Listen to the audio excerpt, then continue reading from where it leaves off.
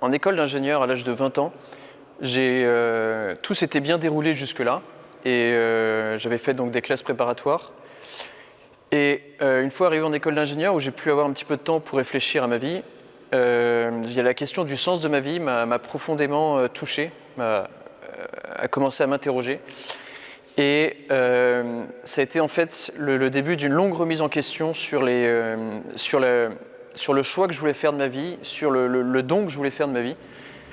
Je recherchais une plénitude et je me rendais bien compte qu'un métier, et en fait, j'avais même en fait une soif d'amour assez grande, et je pressentais que la vie de famille ne suffirait pas.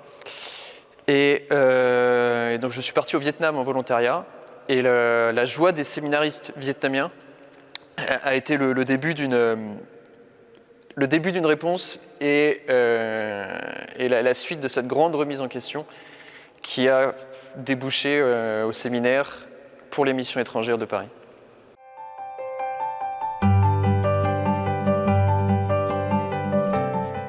J'aurais pas été séminariste et je pense prêtre, en fait je serais quand même allé vivre en Asie. Donc en fait je ressens pas de préparation particulière à la mission AdExtra. Simplement je ressens en moi une passion et un intérêt pour l'Asie, et je sens que le Seigneur m'a dit garde cette passion, garde cet intérêt, et nous allons le réaliser ensemble. Simplement il faut, dans l'obéissance, il faut faire ce qu'on nous dit de faire, en faisant confiance à ses pairs. Et donc moi, on m'a demandé de faire une licence en liturgie, parce que dans le pays de mission où je serai envoyé, il y a un besoin en liturgie. Et donc, le meilleur moyen pour moi de me préparer à ma mission, c'est d'être assidu à mes petites études en liturgie.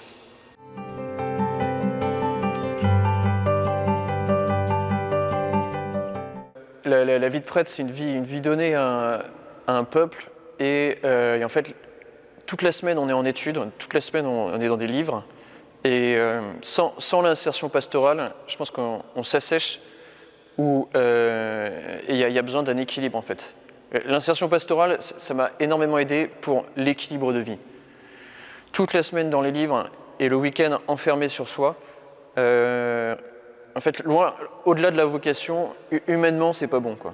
Et donc, c'est simplement sur le plan humain, c'est la sagesse de l'Église de ne pas trop éprouver la grâce divine.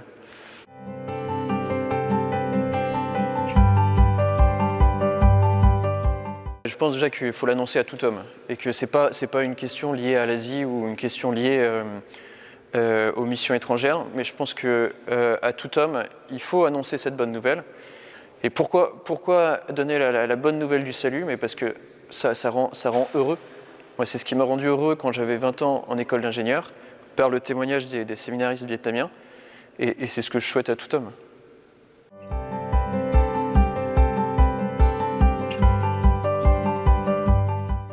En fait, je la vis vraiment comme une consécration.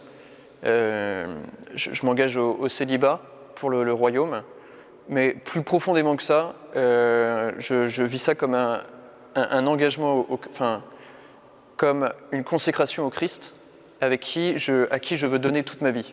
Et fondamentalement, c'est ce que je vis dans le diaconat. Dans les mots, dans les gestes, c'est un renoncement. Au fond de mon cœur, c'est un don définitif au Christ.